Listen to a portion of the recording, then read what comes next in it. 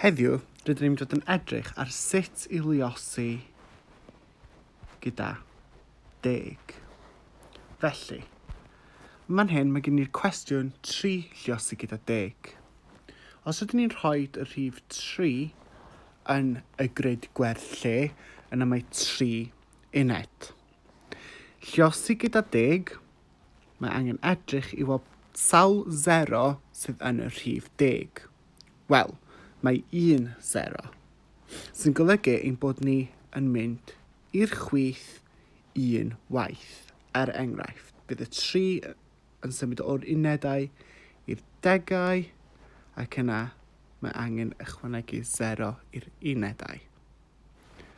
So ni edrych ar gwestiwn arall.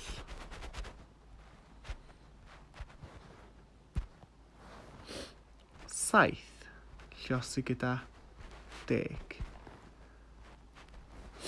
Mae 7 uned, rydyn ni lluosi gyda 10.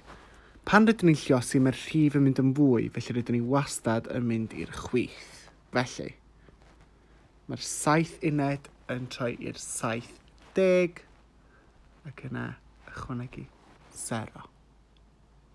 Nawr, beth os gyda ni rhif 2 digid I lluosi gyda 10? Enghraifft, 18 lluosi gyda 10. Dyn ni'n rhoi 18 yn y grid gwerth lle, lle mae 1 yn y degau ac 8 uned. Rydyn ni'n lluosi gyda 10, felly mae 1 0 yn y rhif 10, a rydyn ni'n mynd i'r chwith felly 1 waith. Felly, mae'r 10 yn symud I 100, mae'r 8 uned yn symud i'r 8 degau, ac yna rydyn ni'n rhoi 0 ar y diwedd. Lle'r ateb bydd 180. Beth os ydyn ni felly yn lluosi gyda 100?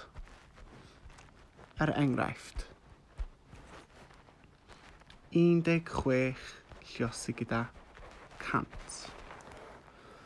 Rhaid 16 yn y grid gwerth lle, mae 10 a 6 uned.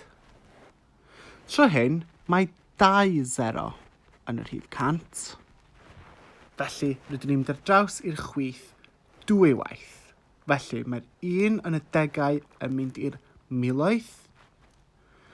Mae'r 6 uned yn mynd i'r cannoedd, ac yna rydyn ni'n ychwanegu yr 0 I fewn.